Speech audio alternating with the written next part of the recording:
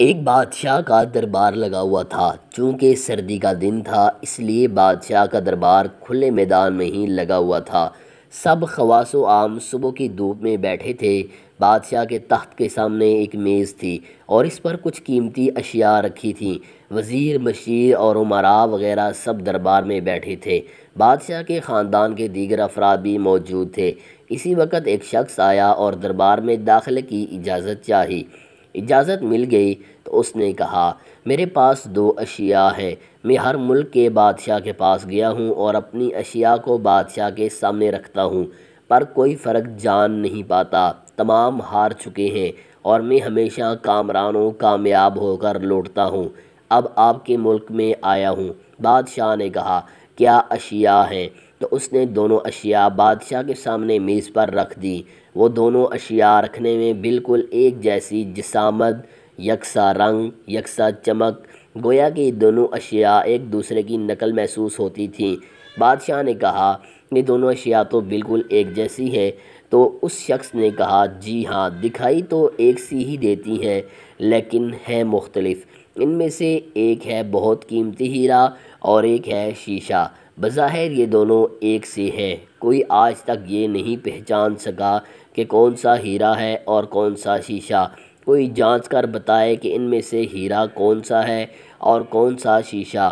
اگر کوئی صحیح پہچان گیا اور میں ہار گیا تو یہ قیمتی ہیرا آپ کا ہو جائے گا، لیکن شرط یہ ہے کہ اگر کوئی پہچان نہیں پایا تو اس ہیرے کی جو قیمت ہے اتنی رقم آپ کو مجھے بطور انعام دینا ہوگی۔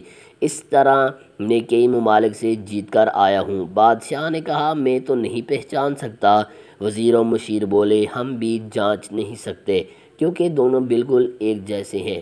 سب کو گمان تھا کہ اب تو شکست ہی مقدر ہے، لیکن شکست پر انعام کا مسئلہ بھی نہیں تھا کیونکہ بادشاہ کے پاس بہت دولت تھا۔ بادشاہ کی عزت کا مسئلہ تھا کیونکہ تمام عالم میں یہ مشہور تھا کہ بادشاہ اور اس کی رعایا بہت ذہین ہے اور اس طرح ان کی صبح کی ہوتی کوئی شخص بھی نہیں پہچان پا رہا تھا۔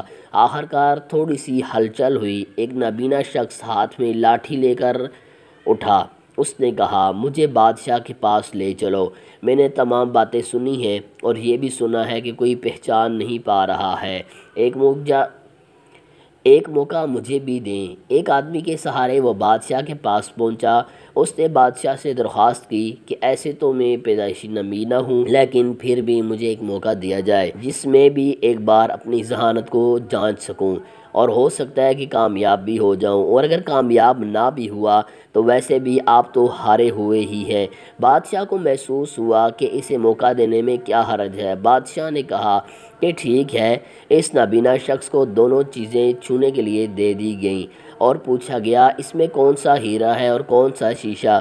یہی آپ کو معلوم کرنا ہے۔ اس آدمی نے ایک لمحے میں کہہ دیا کہ یہ ہیرا ہے اور یہ شیشہ۔ جو آدمی اتنی جگہوں سے جیت کر آیا تھا وہ بہت حیران ہو گیا اور کہا، ٹھیک ہے، آپ نے صحیح پہچانا، آپ کو مبارک ہو۔ اپنے وعدے کے مطابق اب یہ ہیرا بادشاہ کا ہوا۔ تمام لوگ بہت حیران ہوئے کہ ایک نابینا شخص نے کیسے جان لیا کہ اصل ہیرا کون سا ہے، اور سب نے یہی سوال اس نابینا شخص سے کیا۔